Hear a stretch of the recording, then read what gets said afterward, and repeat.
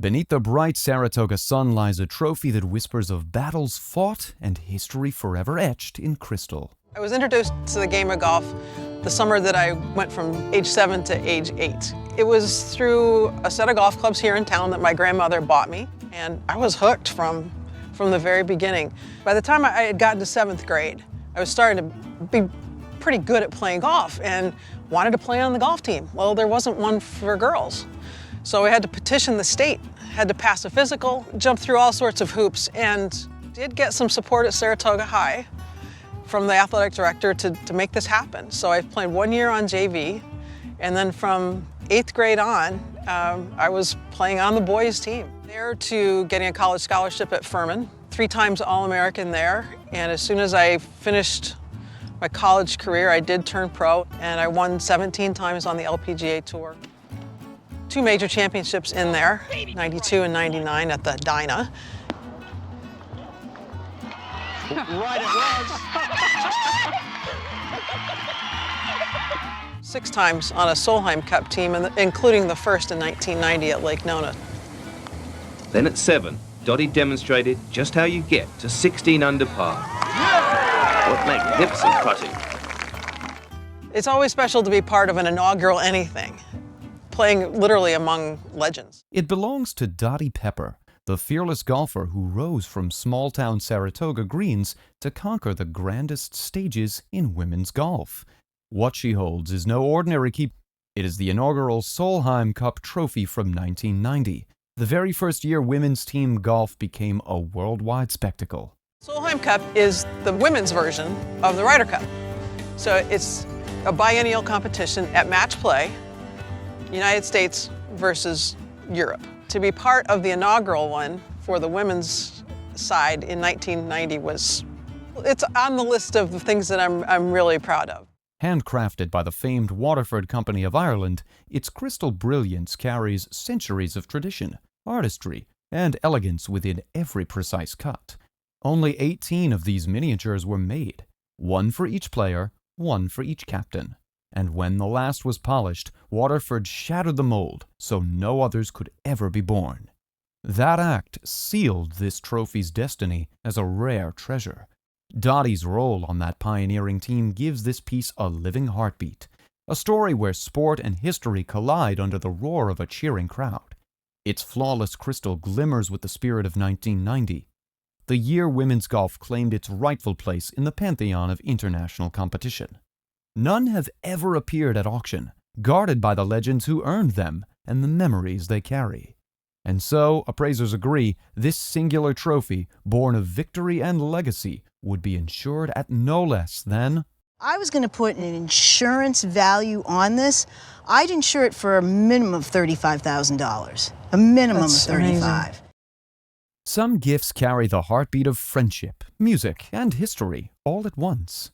The guest, a longtime musical director of the Punta del Este Jazz Festival, received this painting from the famed Uruguayan artist Carlos Páez Villaró on the guest's 50th anniversary as a musician.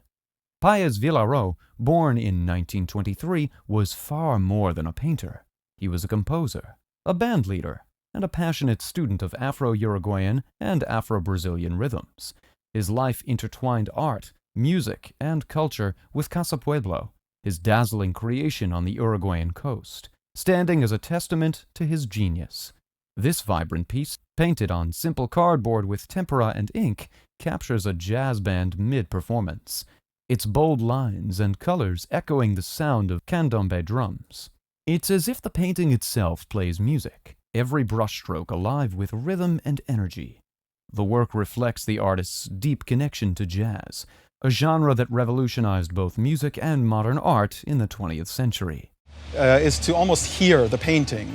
It's hard to overstate the importance of jazz music on modern art as we know it. They are brother and sister. They are connected. Yeah. And maybe you, here in this painting you feel it even more because Carlos was very close to Afro-Uruguayan music, which is very colorful.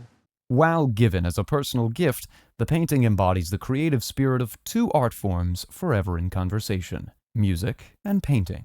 Its cultural weight and the artist's reputation make it far more than a simple memento of friendship. At auction, A spotlight piece like this could bring a conservative estimate of about I would put an insurance value on it of about $15,000. Oh, good to know. Thank you so much for putting all this together into a cohesive, understandable way to perceive. Now, when I look at this painting, I'm going to listen to the music it brings out, Some candombe, What we have here is a remarkable painting that the guest received as a gift from her father. I grew up in Brooklyn. My parents were in the civil rights movement, so a lot of people in the movement came to the house, and one of them was this painter. Interestingly, this is no ordinary guest. It's the celebrated Brenda Feliciano, which makes the story behind this artwork even more fascinating. Brenda Feliciano is not only a talented artist herself, but also the wife of Paquito de Rivera, the world-renowned Cuban saxophonist and clarinetist. She has long been an integral part of Paquito's life and work, and he often expresses deep appreciation for her unwavering support. Another compelling aspect of this painting is its creator, the gifted Ernest Critchlow. Born on the 19th of June, 1914 in Brooklyn, New York, to Barbadian immigrants, Critchlow was a renowned American social realist painter, illustrator, and educator. He earned acclaim for placing African-American women and children at the center of his work, highlighting their humanity, resilience, and strength, subjects too often overlooked in American art. His work sought emotional truth, capturing the dignity and unspoken stories of his subjects as seen in this child's portrait that embodies that commitment to honesty and clarity. Moreover, unlike many static portraits of the period, this painting carries a dynamic presence, reflecting Critchlow's ability to make his figures feel alive and engaged with the viewer.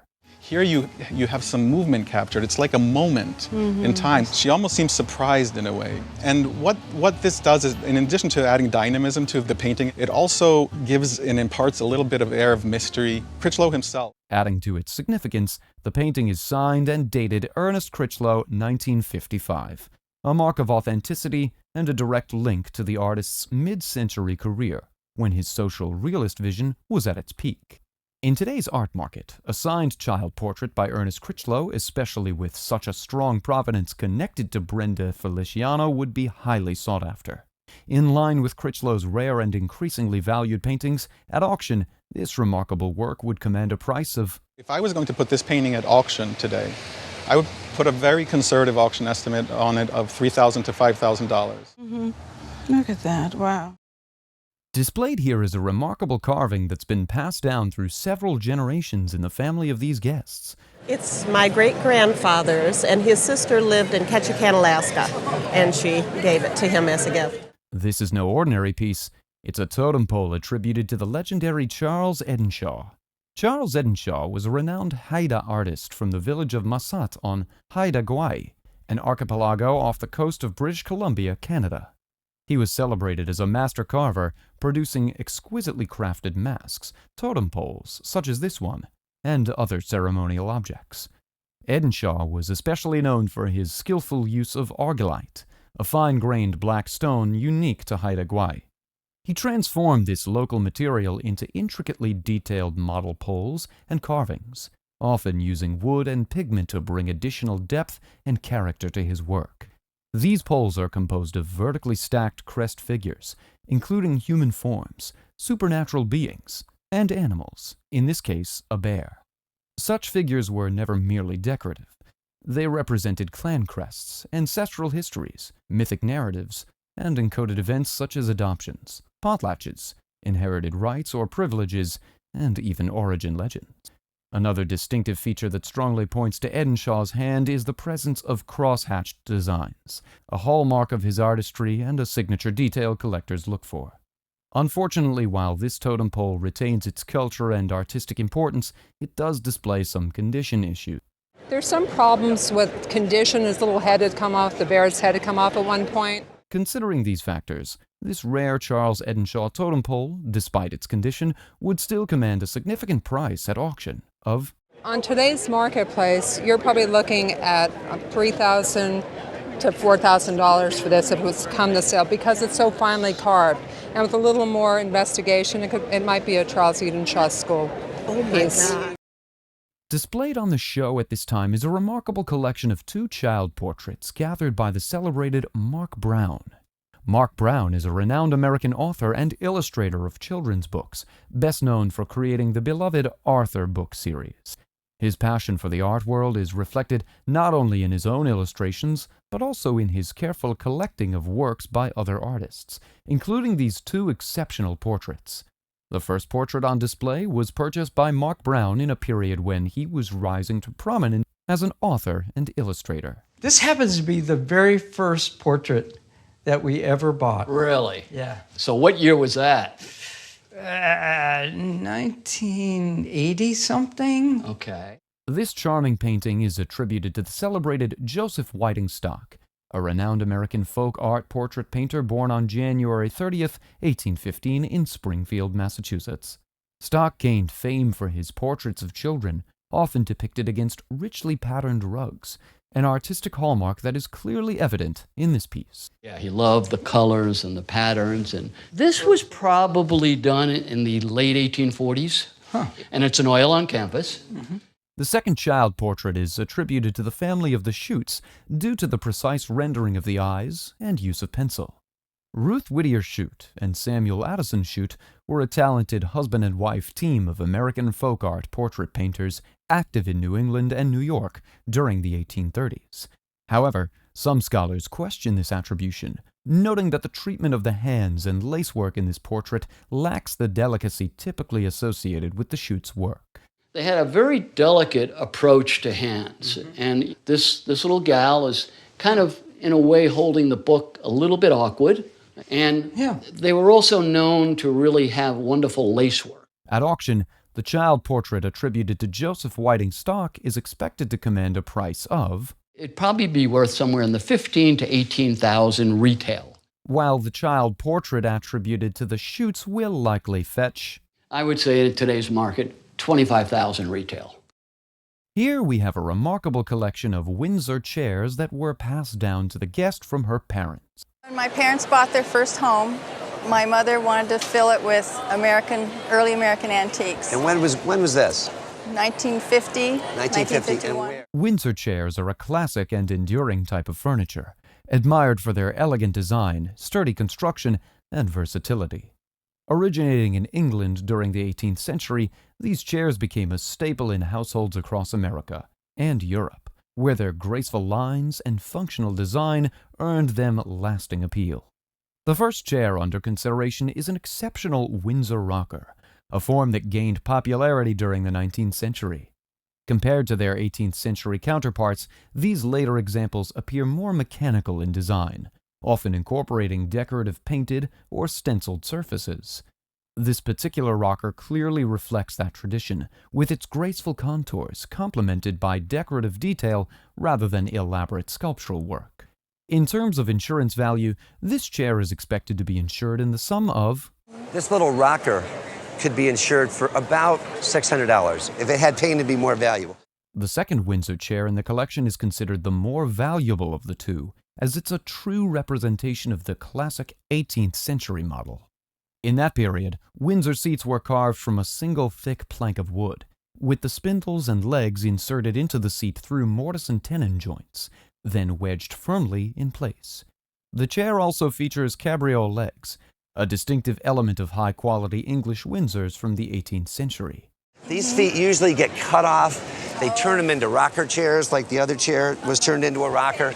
Original feet. I couldn't believe it. Because of its age, this chair now has one significant condition issue. Now, there's one thing that it used to have that it doesn't have anymore. It's missing paint. Paint? It lost its paint. Almost every Windsor was painted. An insurance value for this chair would likely fall in the region of... Now, Amazing. for insurance purposes, you could easily put this chair for about $16,000. $16,000? $16,000, yeah. Wow. I mean, just for this chair. So that's quite a difference. That's a lot. Rococo revival tables are celebrated for their lavish ornamentation and graceful curves, and this particular example, purchased by the guest in 1977, is a remarkable piece. What makes it stand out from others is its unique depiction of Mount Vernon, created using the intricate technique of reverse painting. Mount Vernon, the historic estate of George Washington, the first president of the United States, is located in Fairfax County, Virginia, about 15 miles south of Washington, D.C. Spanning 500 acres, the property includes the restored 18th century mansion, formal gardens, and a working farm, preserving the grandeur of Washington's era. The choice to use Rococo Revival design, a style popular in the mid-19th century, to portray Mount Vernon is especially significant. This was a period when efforts were being made to preserve and restore Washington's estate, and furniture of this kind often reflected patriotic pride and historical reverence. Picks Mount Vernon when it had just been acquired for preservation purposes with $200,000 in donated money by the Mount Vernon Ladies Association. After George Washington died, the house very quickly. The Rococo Revival style, with its elaborate ornamentation and flowing lines, was embraced on both sides of the Atlantic, with master craftsmen such as John Henry Belter helping to define its opulence. Its emphasis on elegance and decorative flourish also paved the way for later movements such as Art Nouveau and Art Deco. While many Rococo Revival tables feature marble tops, this piece is distinguished by its painted or inlaid tableau, making it both visually striking and historically meaningful. Somebody went to the trouble of grain painting the top and the platform for the top to look like an exotic wood, which had been rosewood. Rosewood was used extensively during that period. At auction, this exceptional Rococo Revival table depicting Mount Vernon would command a reasonable price of... I would estimate its value somewhere, let's say, in the $8,000 to $12,000 range.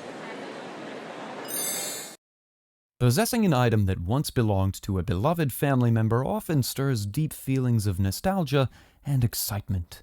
This is certainly true for the guest who arrived with a remarkable weaving that had once belonged to her grandmother. She was the collector of Native American art, and as I understand it, she acquired this rug in the 30s. This weaving is known as Navajo Yay weaving, a treasured artistic heritage of the Navajo people.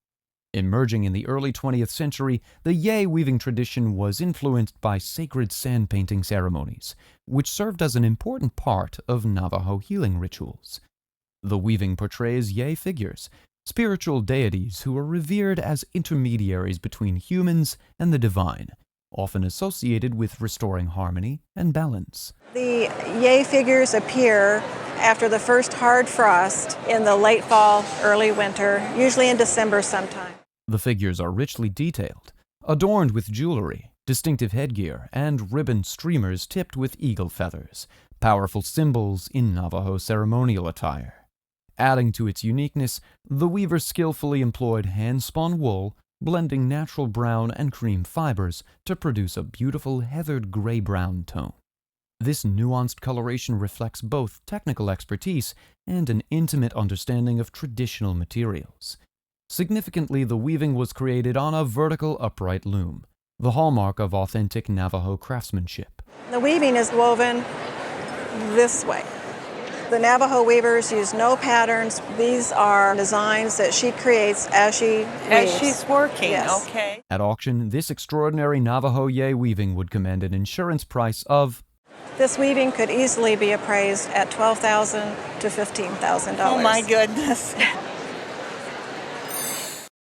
Before smartphones and quartz, time was safeguarded within layers of silver and artistry. One such timekeeper is this pocket watch, which has been in the guest's family for generations. Pocket watch that's been in my family for a number of generations, maybe 3, 4. Came over with my ancestors from Germany or Austria, someplace in there. What immediately stands out about this watch is its unusually large size, quite rare for a pocket watch of its kind. It features 3 protective layers of cases. The outermost is an elaborate tortoiseshell case, adorned with nailhead peak decoration. Inside this is the second case, made of nickel silver. Looking closely at the bottom of the watch, we can see the maker's name, George Pryor. Pryor was a prominent London watchmaker, best known for producing export watches for the Ottoman and Middle Eastern markets. His creations were often luxurious, ornately decorated, and designed to appeal to wealthy clientele abroad, blending European craftsmanship with Eastern decorative tastes. This particular pocket watch was made circa 1810, during the height of Pryor's production of triple-cased pocket watches, which were considered masterpieces of horology. You'll see over here, this has a pierced balance cock. This is very typical for the day. He didn't make his own movements. He would buy the movements of what we call an e-bosh, and it was basically a raw movement. And then he would do all the fancy engraving and cutting to make the movement. This type of watch is very typical for the time period. Adding to its elegance, the watch features a gold-toned dial decorated with champlevé enamel. In today's market, a high-quality pocket watch like this is highly desirable and would be valued at... Probably so in the range of $8,000 to $10,000. Wow. Not bad, huh? Yeah. The guest grandmother purchased this Smyrna wool rug in London in the early 1960s. The receipt says it was made around 1700 in Asia Minor. It mentions Transylvania. The rug was made circa 1650 to 1700 in Anatolia, Turkey. It features a saffron gold background with intricate blue, white, and red floral motifs. Subsequently, out of his New York office. The rug is actually Turkish. It was made circa 1650, really to 1700. So the 1700 date given in the receipt and the catalog. Additionally, the rug is constructed with a wool knotted pile on a wool foundation. Upon inspecting the center of the rug, we can see evidence of reweaving. Originally, the rug was twice its current length, but due to restoration work, it was halved. Despite these restorations, the piece remains in good condition and is estimated to be worth... If this piece came up for auction today, it would be conservatively estimated in the $35,000 to $50,000 range. Wow. And that's mainly due to this big reweave that goes across the rug. This guest presented a Persian bowl she acquired from her uncle. This piece dates back to the early 18th century from the Safavid dynasty period. He liked beautiful objects. And have you any idea what it is? I just know that it's a Persian bowl, and that's about it. Well, it is Persian, and it's from the Safavid dynasty period. Its border comes from a sort of Chinese origin. The Safavids were a mixed dynasty. They came from Kurdistan, I believe, and then settled in Ardabil. They ended up being a very powerful dynasty. They were also Sufis. Sufism is another dimension of Islam. As seen, it depicts the face of the sun and birds, which was one of the favorite images of that period. What's special about this bowl is that it's large compared to the usual ones. Also, this piece is a stoneware bowl, and it looks like porcelain on the inside. Underneath this piece is a treacly thick glaze which runs downward. Well preserved and in good condition, this piece would auction for... A conservative estimate for this retail would be between $15,000 and $17,000. Oh, that's amazing. Only a few people could boast of having an item like this. It's a signed postcard by legendary musician Elvis Presley. This postcard is a signed piece of art because it is all hand-done, and not many folks can boast about having a reputable item like this in their arsenal. The postcard was signed in 1956 at the start of Elvis's career. I guess connected with them, and she was selected. So the Vogue store was very excited about it, and so they donated the dress and the outfits for her. We also have a picture that shows Elvis signing the postcard. This moment in Elvis's career was quite a defining moment because it went on to shape his fame. But it was a really big moment in her life. Not only is this an amazing piece of Elvis Presley memorabilia, it's also a piece of art because, as you said, this is all hand done. At auction, this postcard would retail at the price of... At auction, conservatively, I would estimate this at $3,000 to $5,000. Wow. Yes. Yes. A glimpse at these bracelets communicate exquisiteness. These bracelets are crafted from premium materials like silver and gold, and they were created in 1975 by Charles Loloma. The bracelets are made from a unique method called sand casting. She gave them to her daughter-in-law, and actually, I have to confess, my mother-in-law gave them to my daughter, but I didn't trust her with them, so I took them from her. Which particularly makes them so alluring to viewers. These bracelets are a fascinating piece of jewelry, and they are both original, thanks to the receipt that came with them. A piece of rock is cut into a flat slab, and the bracelet is carved out flat in the rock. And then the silver or the gold is poured into that channel that's carved into the rock. At a suitable auction, these beautiful bracelets of Native American origin would auction at... Examples, a sterling piece with turquoise and a gold piece with turquoise. Walk into a gallery, try to buy one of these, $20,000, $40,000. Holy moly! Before us is a decorative vessel with colorful enamel designs. The guest inherited this Japanese cloisonné jar from his father. Particularly from the late 19th century and early 20th century, which is the time frame in which this was made. The item was made during the Meiji era, 1868 to 1912, a period known for high-quality craftsmanship in cloisonné by the Japanese. The Japanese cloisonné was inspired by a foreigner named Gottfried Wagner, a German chemist known as a great leader in the chemical industry and arts and crafts in Japan during the Meiji era. What sets this item apart is the use of fine silver wires to create designs with enamel. The designs include floral patterns, birds, and other nature-inspired themes. Not something that he made necessarily, but something that is the product of his discoveries. Despite its age, this jar is in excellent condition.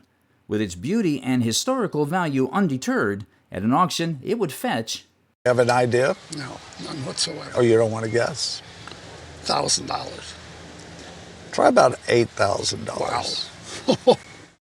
Imagine a grand celebration with the pinnacle of success gleaming from this sterling silver trophy tray. This distinguished trophy was acquired by the guest's great-grandfather at the 1919 Belmont Stakes. It was awarded following a victory of his horse, Mr. Barton. He blew it away. He got the first race. So then they, Right. So then they ran him for the other races. But he was always a difficult horse, and he ran in spite of his sore feet. The tray features an inscription of the owner's name and is exquisitely crafted from sterling silver, enhancing its value not only because of the precious material, but also for its exceptional durability and brilliant luster. The condition of this tray is meticulously maintained, contributing to its significant auction value of... We would place an auction estimate on the tray at $15,000 to $25,000. Wow. Wow. This Tiffany Favrile glass bowl, passed down to the guest by her grandmother, is a beautiful example of early 20th century craftsmanship. It bears the initials LCT on the bottom, indicating it was created by Louis Comfort Tiffany, an American artist and designer who worked in the decorative arts and is best known for his work in stained glass. This piece is made of Favrile glass and includes a finger bowl with an underplate. It was made about 1905, so about the early part of the 20th century. It's Favrile glass, showcasing its elegance and historical significance. While its value was higher a few years ago, it still holds considerable worth today, due to its timeless appeal and association with the renowned Tiffany name, and its worth... At auction, $500 to $800. Yeah. If you were going to insure it, I might insure it for just a little bit more. If you saw these items from afar, you would think they were realistic fish, but these are decoys. These fish decoys are masterpieces of art because they look so realistic. Fish decoys were used in fishing to spear bigger fish. This is an Oscar Peterson fish decoy. They use them to fish through holes in the ice. These decoys would be placed on a hook to confuse the bigger fish right before it is speared. When we take a look at these decoys, they're in quite fantastic condition. People love his carving, and it's a very distinctive way that he did the head with the eyes and the mouth. These decoys are beautiful and well made. At an auction, these realistic fish decoys would retail at the price of... Because the Oscar Peterson in a retail setting is probably worth $1,000. Wow. This is quite the item for many collectors. It represents one of the earliest forms of cameras ever presented on the Roadshow. This camera was made in 1910 from mahogany wood, and interestingly enough, it was handmade. Another aspect of this camera is that it resembles aerial cameras used by the military. It's quite a fascinating camera that you don't see often. The camera is also well equipped with parts to enhance its functions. So, handmade, but with parts he'd probably either cannibalized or purchased from camera places, camera companies, in order to make it happen. Right. Now here we have a viewfinder. This finely finished handmade mahogany camera at auction would retail at the price of... I'd put this somewhere, retail, maybe in the $2,000 to $3,000 range. Good. That's wonderful. Aside from the fact that this piece of gold is an item of beauty, it is also a piece of history. This jewelry was mined during the California gold rush around 1880, and because of this, the jewelry is quite rare.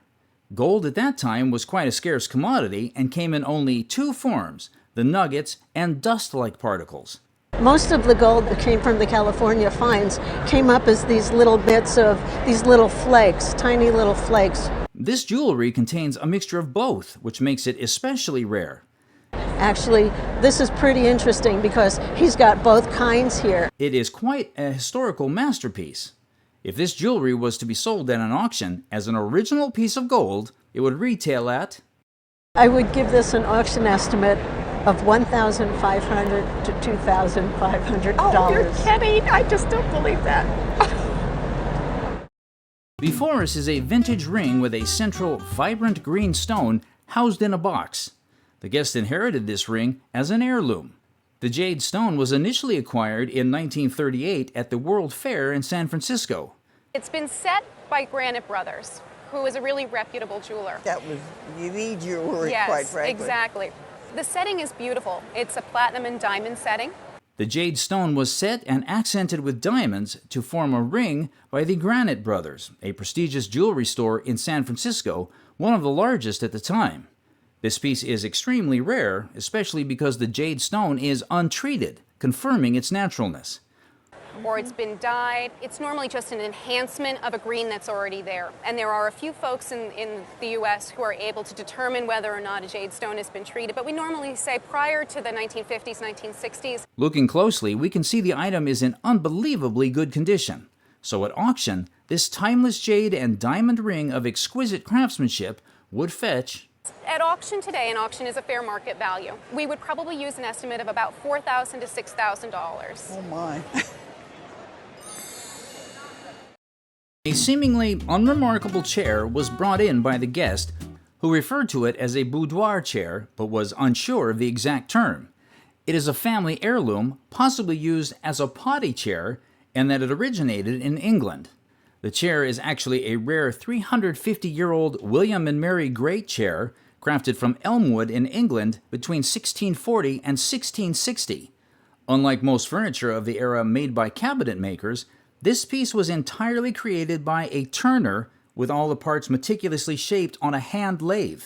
You can see the visible scribe lines, layout marks, and lack of nails or screws as evidence of this unique craftsmanship. Another interesting detail is a late 19th century repair with a square nut, indicating the chair's history of care and use. It was an early predecessor of the wing chair, with a design that foreshadowed the familiar upholstered chairs with wingbacks seen in later periods. The chair was previously used as a potty chair, evident by this circular opening in the seat that would have accommodated a chamber pot.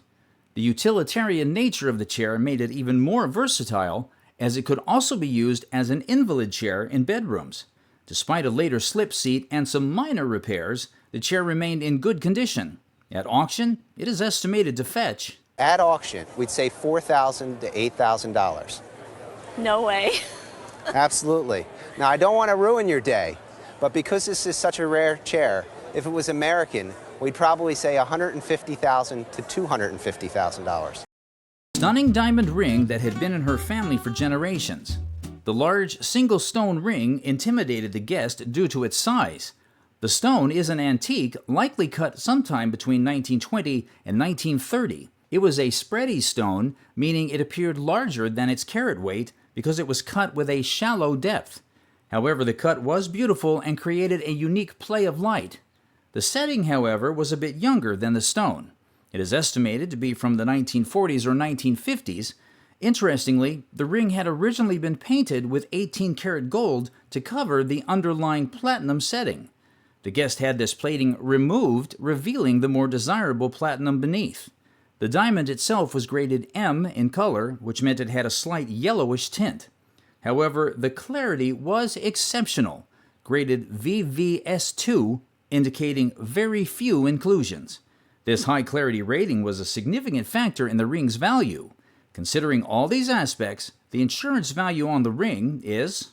Today, I would say that an insurance value that would be more appropriate would probably be about $65,000. No way. Yeah. The vase had belonged to the guest's grandfather, a history buff with a particular interest in the American West. This Rookwood pottery vase is a 1901 piece depicting Big Bow, a Kiowa Indian chief. The artist was Grace Young, known for her Native American portrait vases for Rookwood. At the bottom, you can see the Rookwood mark up at the top and the mark with a 1 for 1901. There is Big Bow, Kiowa, and then we have the artist's signature inscription there. Interestingly, the vase was marked with an X on the bottom, signifying it was a second. A piece that didn't meet Rookwood's quality standards for their main showroom, likely due to a minor manufacturing flaw. While the guest mentioned a previous appraisal of $700, the value currently is much higher at... The conservative auction estimate would be between $6,000 and $9,000. Oh, my goodness. $6,000 to $9,000. Oh. These portraits brought in today by the guest hold significant meaning to her. The history behind the portraits is that they are of the guest's great-great-great-grandparents, done by a popular American portraitist named Zedekiah Belnap of the late 1700s and early 1800s. These portraits have characteristics of his work. One such characteristic is that the paintings are done on poplar panels. Done in 1813, this portrait commemorates the wedding ceremony of the subjects. One of them is they were done on their wedding day, which makes them very young and very cheerful. Typical characteristics of 19th century dress can also be seen on the subjects painted. He has the blue jacket, but that dash of red going around it with the wonderful bow on his shirt. At auction today, this wonderful 19th century portrait would be worth...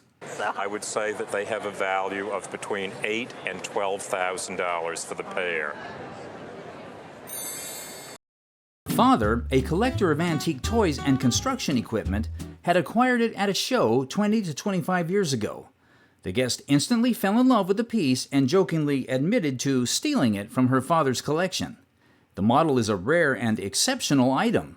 It was most likely a Salesman sample meticulously crafted to showcase the intricate workings of a real road grader to potential customers. The details are incredible. The rotating wheels made of cast aluminum, brass parts, and even a tiny wooden plank bed. Every component, from the blade to the ratcheting axle, moved flawlessly, demonstrating the functionality of the machine. The value of such a unique piece was difficult to determine. While similar Salesman samples have appeared at auctions, this particular model's exceptional quality set it apart. Its value at auction is... At such a sale, I could see a piece like this bringing somewhere, between $5,000 and $6,000. However, at a recent auction, the price increased to $6,500. And then maybe more. It's just because it is truly extraordinary. I mean, I've just never seen such an amazing piece of equipment. Before the advent of refrigeration, this item was used in American kitchens to store foodstuffs. Known as a crock, this item was made for a Mr. Chappelle, whose name is inscribed on it. Have you tried to do any research on Chappell at all? He had a general store in Kentucky. He lived to about 1880, 1890, that's all I know. The time this crock was made can be said to be circa 1880. It was made in western Pennsylvania, which was known as one of the major production areas for these kinds of items. The crock manufacturers would take orders from people who were retailers, and Mr. Chappell ordered this 10-gallon crock. This crock is made of stoneware, a durable, economical ceramic that remains watertight even without a glaze. A manufacturing flaw known as a dimple can be seen on the crock, as well as some designs etched on it, which also serve to add beauty to its craftsmanship. This crock is a fine example of well-crafted pottery, and due to the history it represents, would be valued at So a good auction value of this would be around $2,000. What? I'm not going to say, oh wow, but oh wow. Wow, really? Although they may seem like pure models, these items are actually toys made of cast iron. We're presented with a tally-ho coach and a 3-seat brake. The company that made the 3-seat brake is called Hubley and was based in Lancaster, Pennsylvania, while the one that made the tally-ho coach is called Carpenter. This was made by Hubley in Lancaster, Pennsylvania, and this one was made by Carpenter, who is one of the really classic toy makers of the 1890s. Minor work has been done on the Hubley 3-seat brake, including some of the figures being recast. Both toys, however, have fine mechanisms that make it look like the horses are galloping when moved. Of course, it had that great galloping action. This is the way Hubley had these horses gallop, so it really gave nice, realistic motion. The minor work done on the 3-seat brake has affected its value, and in today's market, it would be worth... Because it has a couple of problems, which I'll tell you about, is worth about $5,000 to $7,000. The tally-ho coach is quite rare, and not many of its type have survived, which significantly affects its value, making it worth... This toy, I would say, in this condition, would be worth in the $8,000 to $10,000 range. Oh. This jewelry set is more than it seems at first glance, as it embodies the elegance of mid-20th century design. The style influencing it is very much retro, World War II period. The ring could have been made a little bit after that, into the early 50s. It's got what we call calibrated sapphires. Those are those little square-cut sapphires. This ring features a stunning 1.80 carat center sapphire, and it is surrounded by calibrated square-cut sapphires and old mine diamonds. The meticulous craftsmanship is evident in the teardrop platinum work on the shank and shoulders, which adds an extra touch of beauty to this piece. Accompanying this ring is a matching bracelet, which showcases a combination of calibrated square sapphires and old mine diamonds set in palladium, a metal commonly used during wartime due to its similarity to platinum but lighter weight. In this bracelet, you have about 2.5 carats of sapphires and about 1.5 carats of diamonds. In the other piece, we figured 1.80 carats for the center sapphire. Together, these exquisite pieces of jewelry would auction for... At auction, the bracelet's $4,000 to $6,000, okay? And then we give you a price at auction for the ring, I would say $10,000 to $12,000. Really? Seriously. Oh my goodness! To most grown-ups, a bunny is just a toy, but to a child, it is a companion, a confidant, and a source of comfort. This guest got it for his son's first Easter celebration. The piece was made by Lionel Company, an American toy manufacturer, and holding company of retailers that was founded in 1900. Another big factor about this is that they made 2 different boxes for this. And this is very plain, but it's the more unusual of the 2 that they just made for Easter. Oh. Lionel specialed in various products throughout its existence, but toy and model railroads were its main claim to fame. Serving as a symbol of love and connection, this piece would sell for... So we roll that all together, and drum roll please, what we come up with is about $1,000 to $1,200. Oh my goodness, for this little toy? Exactly. Oh, I'm stunned. In America, this intricate art form took on a new life with crests and pieces. This filigree crest was a gift to the guest from her aunt before she passed away. So I tried to do some research on that, and it's a crest from the families of Jackson and Phillips.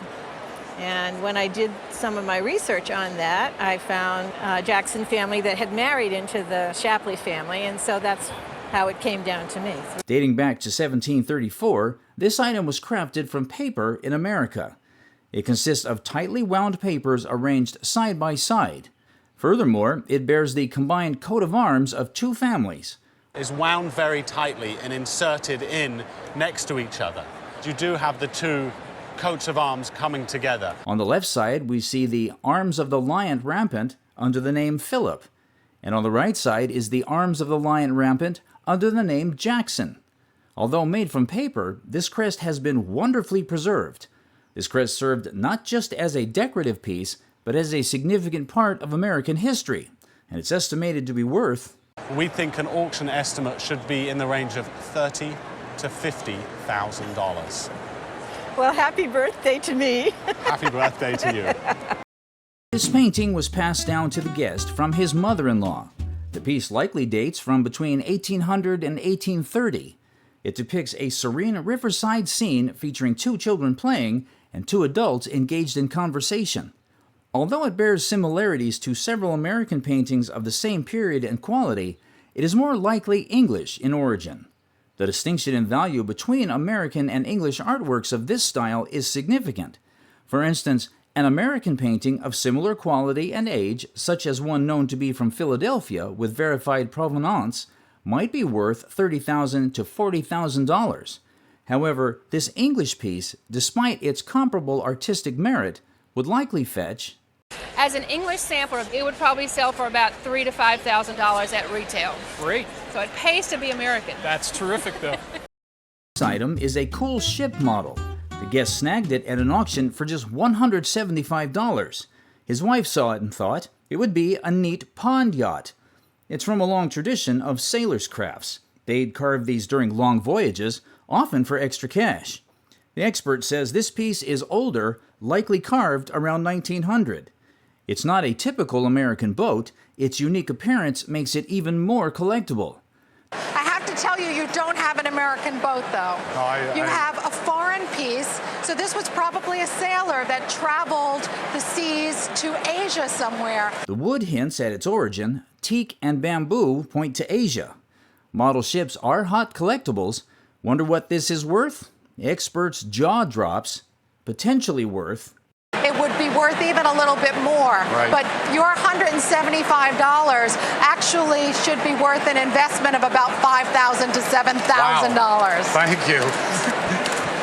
That's great. It really is. Updated price of this piece is a mere $300 to $500.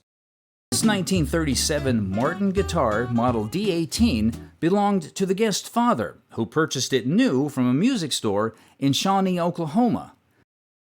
So you remember the instrument being around the house as a child? Yeah. I was never allowed to touch it.